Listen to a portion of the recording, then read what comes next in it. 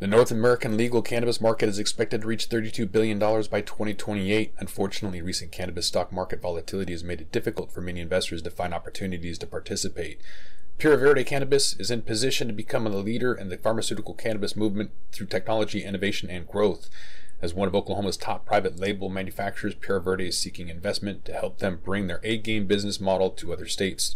To learn more about investing in Pure Verde, their 13 brand private label brands, and the advantages of being located in Oklahoma, go to pureverdecannabis.com/investors. This is not financial advice. Before making any investment purchases, we strongly recommend that you consult with your own financial investment advisor. Welcome back to the Green Rush Live. I am Josh Kincaid. I'm going to be your host while Jimmy is out. I'm also the host of the Talking Hedge. That's your cannabis business podcast. Today, we're talking about everything that is cannabis science today. So we've got a couple of great guests today. One of them is going to be Trey Reckling, founder and director of the Academy of Cannabis Sciences. We've also got Dr. Jokūbas Žiburkus. He's the CEO and co-founder of Adendox. And so we're going to be talking about everything cannabis for the next, 25 minutes here. Jumping right in, let's talk about the entourage effect. Trey, what is the entourage effect? Oh, the entourage effect. It's that thing that we wish more cannabis consumers knew about, right? Yeah. It's recognizing that the cannabis plant has well over 100 cannabinoids or active ingredients. Although we usually only talk about the rock stars, we talk about THC and CBD.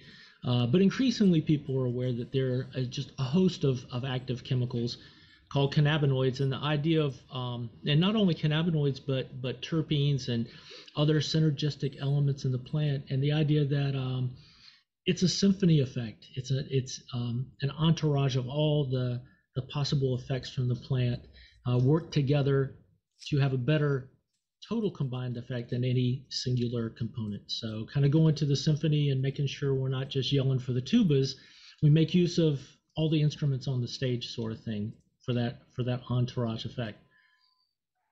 So would it be fair to say that an isolate is probably not as good as like flower, for example, that has full spectrum? Personally, yeah, on the most base level, I would say that. But then we know they have their role, right? If you're formulating a medicine and you need to be precise and you're trying to target a condition, there's that school of thought, which mostly Western medicine, where we can finesse something to be perfect for a condition.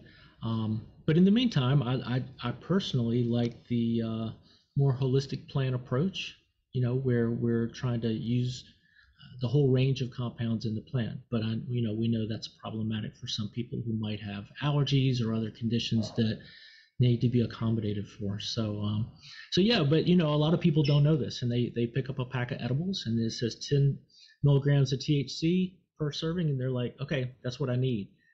But some consumers just don't know. They're leaving a lot on the table. There's a lot of compounds, terpenes, cannabinoids, and the rest, flavonoids, that they might feel a great effect from, or even have some significant health benefit from. Yeah. And maybe we can jump into some of those more minor or rare cannabinoids as the podcast gets going. But Dr. Žiburkus, I want to talk to you about the stigma. Is your opinion that the stigma of cannabis is still there, or is it being removed within the scientific community? What's your personal take on cannabis and the stigma?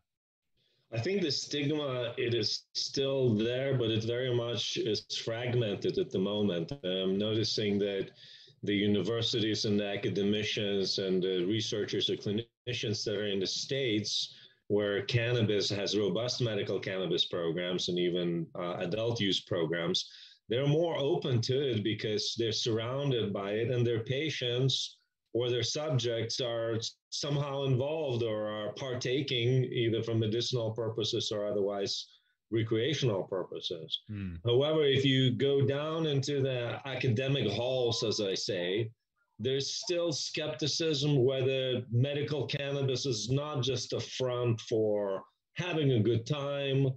And there's also, I think, some issues with the leadership. I think that a lot of the academic leadership is an older generation folks. They are I am, coming to a mature age myself, more or less, but I would say most of the university-run department chairs and research facilities, they're run by people that are in their 60s. And there is a disconnect there.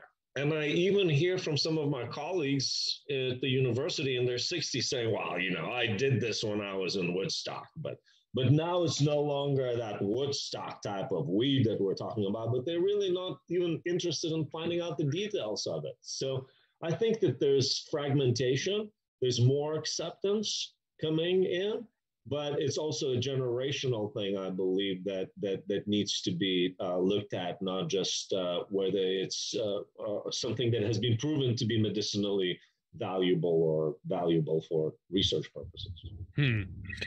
So, Trey, what is it going to take for the scientific community? I originally wrote the question and I asked, when is the scientific community going to find something meaningful that's going to benefit and debunk the international classification of cannabis as a Schedule I narcotic? But rather than trying to pick out a crystal ball and say when, I'm going to say what. What is it going to take in order for the scientific community to debunk cannabis as a Schedule I narcotic? It's a good question. Sometimes it takes crisis. Sadly, the opioid crisis in America and wider than America has helped people to examine themselves, their families, their own practices, doctors to examine how they prescribe medicine, and looking at tens of thousands of deaths and more a year. I think people are willing to look at a lot of things differently. Pain management is kind of been on a single track for a long time, and we see how that track can end up to be really deadly for folks. So I think that crisis alone can do a lot and is doing a lot, because while all this news is going on about the pharmaceutical companies and how many billions of dollars they're getting sued, there's this steady trickle of continued research about cannabis, this legitimate research that is now is beginning to be supported by the federal government after it had been blocked for decades and decades. So while one thing is becoming realized, the dangers of an opioid approach, there's something comes up at the same time, because we know pain's not going away, and anybody in serious pain will tell you, look, I'll take about anything to take care of this. And so I think there's a great opportunity there, and like Dr. Jokūbas said, sometimes it's the young people leading us. And, as a new generation comes on and says, look, I was taught misinformation and I want to know the real information.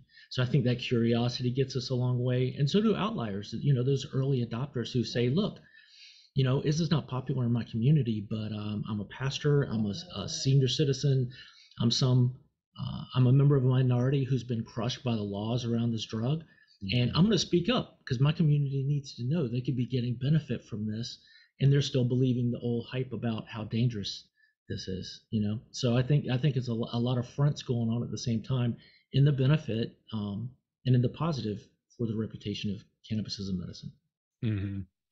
Yeah, I've heard some folks talk about the CB1, CB2 receptor cell. I think this is part of like the Entourage Effect. Dr. Ethan Russo talks about how if you take, any kind of painkiller, it's going to just sit and hover on top of those receptor cells instead of being drawn into. And that's part of the endocannabinoid system, is these cannabinoids are built for these receptors rather than just being like duct tape. And causing your body to be in a state of dis-ease. It's creating more of a dynamic balance between the two.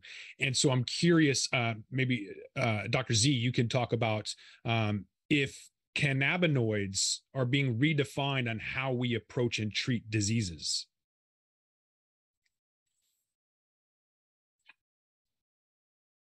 I think you're on mute.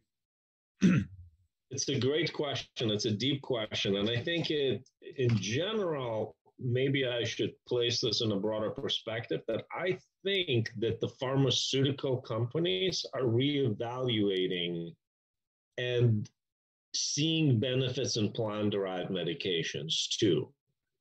Mm-hmm.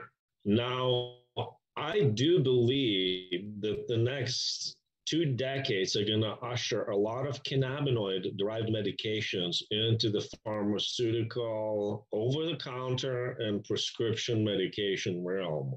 It's very limited so far because, as you know, in the United States, on the pharmaceutical side, we only have synthetic THC that's approved for nausea, vomiting, wasting syndrome, and plant-derived cannabidiol, CBD, 10%, which is in the form of a drug, Epidiolex. And that drug is taking over a substantial share of the pediatric epilepsy and pediatric seizure market just by itself, despite the fact of many different CBD preparations being out there in over-the-counter world and the store world. So how is cannabinoids? Cannabinoids are going to be very important. So far, we spend our time on THC, CBD. We're going to start looking, people already started looking into more minor cannabinoids. There's going to be a library of cannabinoid and cannabinoid combinations in different ratios, as you mentioned, to effectively bind to whether it's CB1, CB2 receptor, or other systems in our bodies that it can target. I also have to say that I have a strong feeling that on this wave of cannabinoid medications and even cannabinoid pharmaceuticals, we have a very fast-paced growing wave of psychedelic and other plant-derived active ingredients and medications. And I really believe that this is even going to be even more interesting from the therapeutic and medical perspective, potentially, than cannabinoids, because psychedelics are really about harm reduction, about kicking the habit, whatever the habit is. It's treating the problems, and it's really about the environments and the protocols by which people will be involved in the psychedelic medications, rather than large growths that will have to sell a lot of cannabis. So I always say that it's also very interesting, because with cannabis, you need a lot of cannabis to derive cannabinoids. With psychedelics, for example, like fungi or mushrooms, you probably feed the entire city therapeutically from just a single home that grew that. So I think there's also interesting thing there. Volume, maybe, diversity in ingredients, and this approach from cannabinoids that is now leading us into other medications, and pharmaceutical companies are listening very intently. Is the FDA currently the cannabis industry's biggest hurdle? I definitely don't want to make this a leading question, but in terms of ailments, in terms of getting the word out, in terms of educating people, is the FDA's if the FDA doesn't allow for us to make these statements on helping these ailments, is that the industry's biggest hurdle, Trey? Oh, it's certainly one of them. It's certainly one of the largest legal hurdles, right? But then you've got the AMA, who's been fairly tepid on when it comes to cannabinoid medicine. They've improved. The AVMA, people who've been to their veterinarians, who want to have conversations with their veterinarians about cannabis medicine for their pets. Veterinarians feel kind of hamstrung and I can't professionally talk about this without risking my license. And even healthcare professionals in our state in Washington can't use the substance without risking their own licenses. And so you've got people who could be champions for the plant who aren't allowed to talk about it, aren't allowed to use it.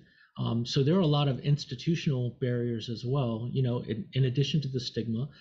And then inability to transfer across state lines is I'm sure, limiting research and affecting the way that people can compare, genetic samples and available medicines in their own states. So, you're having to replicate some studies in different conditions or slightly different conditions. So there's a lot of things that make this different, that we've created a system that works against this, right? Because up until not too long ago, it was still very illegal in most places. And it's always important to point out, we've still got 50,000 people sitting in jail right now. While some people are making millions of dollars, some people are spending their lives in prison. So it's a real hypocrisy, the whole system. And so, but I'm glad I'm glad we're seeing some major change. And And Dr. Žiburkus, I apologize. I misspoke. I called you your doctor by your first name. So I apologize for that. It's all good. How about GMOs? Would you consider cannabis a GMO, Trey? Because Blue Dream's just not the same anymore. Well, I think people say that, but I think it's more appropriately to say it's selectively bred, right? So where genetic modification actually is about affecting and changing the genome or the genetic sample. What we've done is a tremendous amount of selective breeding that started, if a lot of people know, when paraquat started getting sprayed on medical marijuana crops in California. People had to bring their stuff inside, and if you're growing inside, you got less landscape or less acreage to work with. So that's how people want to complain about the strength of the plant, but that led to the strength of the plant and thousands of varietals that didn't, kind of these Frankenstein, sugar daddy sweet cake cultivar and all that stuff that is a long way removed from the original intent. So the selective breeding kind of took us. We talk about in class or at the academy about going to the vet's office, and you see the poster with the wolf at the top and the teacup poodle and all the little specialty breeds at the bottom. And that's where a lot of people are shopping right now, is in the specialty breed categories. And some people who aren't older have never had an opportunity to try some of the landrace strains, that are more 1-to-1 ratio and more like nature intended. So, we know there's a scramble for people to preserve those type of genetics. But yeah, sorry, I went off on a tangent there. But no, yeah, I think it's a really important conversation as we get real excited about the variety, that we don't lose our true OGs, our original heirloom quality. Mm-hmm. Yeah, hopefully somebody out there is holding some of those genetics for sure. I know they are with Acapulco Gold and White Widow and some of these old strains, but some of the good ones, you just don't see them anymore. Like I mentioned, Blue Dream of 2008 just isn't the same anymore. But hopefully people are going out and spreading the word. I know I just went to the vet for my cat who's got some kind of inflammation. I asked about CBG or anti-inflammatories. She had never heard of it. And so she said she's going to do some research and see if she would recommend that I use it. Since I put that in my coffee every day, maybe I'll start putting in my cat's coffee too. When we talk about consistency in cannabis and the bioavailability issues, do you guys see that being solved through the nano-emotional technology? Dr. Žiburkus, I'll start with you. Is nano-emotional technology going to help with overdosing on edibles, for example, bioavailability, consistency? Absolutely. I think that the two key things, especially when you talk about edibles, is the speed, the onset, when a person feels an effect from an edible, and if it is an intoxicating or euphoria-like effect from THC, or if it is another sort of effect, more medicinal effect from other cannabinoids, or even inhibition of appetite by other cannabinoids. So I think that the onset is very important, and how much of it gets into the blood. This is the bioavailability that you're talking about. I'd like to put a blame on the cannabis industry and the cannabis companies themselves for not doing this research. I wanted to allude back a little bit to the FDA as a regulatory agency that you can persuade. So it's actually the fault of the large MSOs for not pouring in about $500 million to $1 billion in the last 5 years in all of the medicinal aspects of cannabinoids and putting it on the FDA's table and saying, have a look, do you have anything better? Do you have anything that shows a lot more harm or things like that? I think so. That's where I think we have to be a lot more proactive as a community, actually, in doing this research. And as you know, for multiple state operators, for MSOs, and medical research is a PR front. I realized that the hard way of really trying to do that as a part of MSO or persuading MSOs to do that. Mm-hmm. So now, when you talk about these nano-emulsions, if it can solve the problem of having a fast onset and peak concentration in the blood in a fast period of time that is controllable and metabolizes quickly or in a controlled fashion. Let's say if you can drink water or consume something and it reduces, whether it's a euphoric effect or something like that, it will be solutions for sure. And the same cannabis companies should be already designing nano delivery and nano spray devices. Mm-hmm. Why isn't there a test to check for cannabis impairment, Trey? I know you've been a part of, in Washington State, you've been a part, I think, of the Department of Transportation and Washington State Patrol with their, intoxication, whatever, the DUI issues. Do you know why a system doesn't work yet for cannabis impairment? Any opinions about that? Well, we're looking at cannabis like it's alcohol once again, right? And we're assuming that the impairment from cannabis is going to be just as dangerous and debilitating as impairment from alcohol. And there's a department, I forget specifically which department did the study, but there are studies that show that the cannabis impairment is nothing like alcohol impairment. For one, combined, they're worse than alcohol, right? More potentially dangerous. But instead, I wish we were having a conversation about training officers on viewing reckless behavior, because it's ultimately about poor driving behaviors or unsafe, identifying unsafe driving practices. That's more, and I want to be very clear, we're never advocating for anybody to consume and drive, right? That's just not a smart move legally or public safety wise or anything. But I wish we were having a conversation not about catching people, but one about educating people not to, training officers to look for reckless behavior that might be dangerous, and then focusing on that regardless of the cause. Is it because you were smoking a joint? Is it because you were texting? Is it because you were dropping fries between the seat you were trying to grab? I mean, I think we're losing, just like we talk about the dangers of cannabis in the house without talking about bleach and liquid plumber and all the rest. I think we lose the focus when we're just talking about catching somebody and saying, oh, you're above the threshold. Because as a patient, I'm probably almost always above the 5 nanogram threshold. Mm-hmm. Technically, right? I wouldn't drive if I believed I was impaired, but I think the conversation needs to be readjusted. So mm-hmm. I dodged on you there, but. No, that's all right. My next question, Dr. Žiburkus, how do you match the right cultivar to the right person? You obviously want to know, first of all, about the person in the endocannabinoid system. Some of us have what we call high endocannabinoid tone and tolerability for cannabinoid molecules, whether they're endogenous or exogenous. Some of us have enzymes that produce a lot more of those endocannabinoid molecules in our bodies naturally. Therefore, we can also tolerate more naturally the exogenous cannabinoids that will bind to the same receptors that endocannabinoid molecules do. The second thing is you want to know what is exactly, not necessarily in the cultivar, but in the finished product. You want to know exactly what the subset of the main active cannabinoids in the flower or edible or finished product or oil, major terpenes. It's important to pay attention to that. And then trying to really match up the two, what is in the finished product to how that person's inside is reflected. We're not quite there yet. For that, I believe there are companies that are designing genetic tests that can tell you about your endocannabinoid state, and potentially companies from Seattle, actually, and Washington too, like EndoCanna. They're trying to look at this kind of a 23andMe approach for cannabinoid interactions with your major systems and then the cannabinoid system state.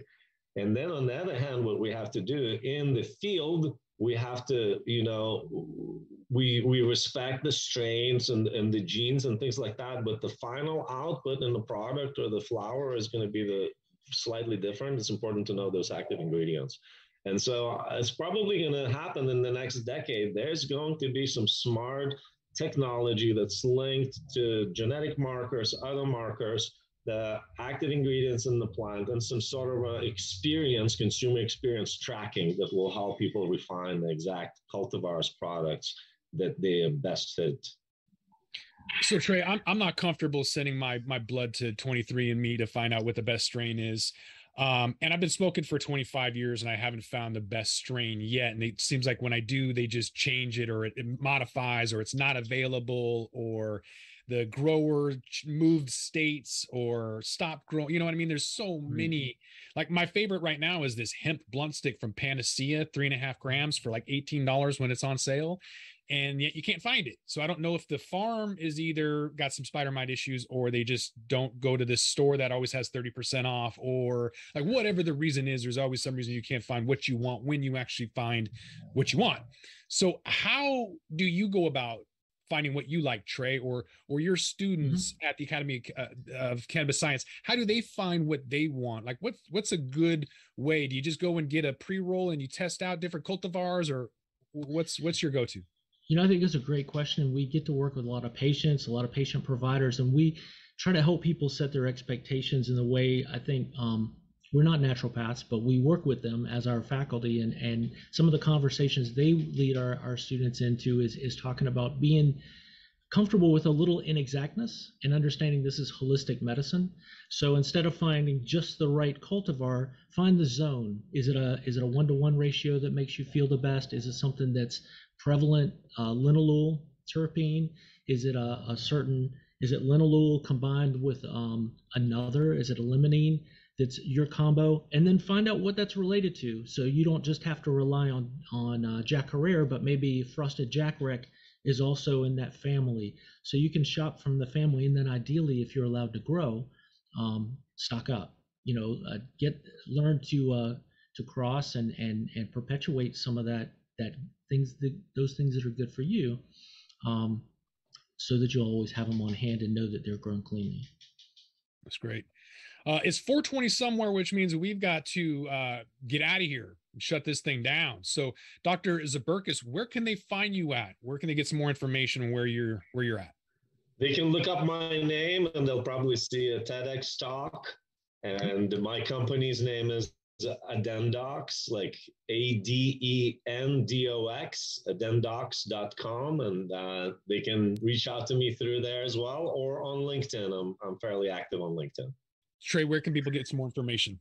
Absolutely, from academyofcannabisscience.com. And we encourage you also to go to our YouTube page, where we have dozens of hours of free education with some really smart friends of ours from the industry. So that's awesome. All right. But I think with that, we're going to have to roll this one up. So we will see you guys next Friday. Again, I want to thank my guest, Trey Reckling, founder and director, Academy of Cannabis Sciences, and Dr. Jokūbas Žiburkus, CEO and co-founder of Adendox. Appreciate both of you guys being here. Thank you very much. And everybody watching, come back next week. In the meantime, have a great weekend, and we'll see you guys all later. Peace. With that, we're going to roll this one up. I'm Josh Kincaid. This is The Talking Hedge. Don't forget to like, share, and subscribe, or don't, and I'm out. Don't forget to smash that like button on your way out and check out these other videos that we've got.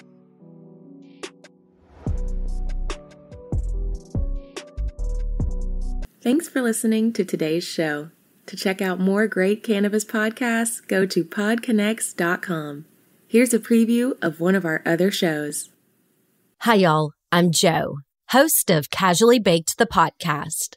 If you're curious to explore the highly responsible side of cannabis, farming, and legalization, I'm here to help lighten the stigma and build your canna confidence. Download episodes now of Casually Baked, the podcast, wherever you listen to podcasts. And journey with me through the evolving cannabis culture and discover how and why people like you are adding cannabis to their wellness toolkit. It's time to get casually baked.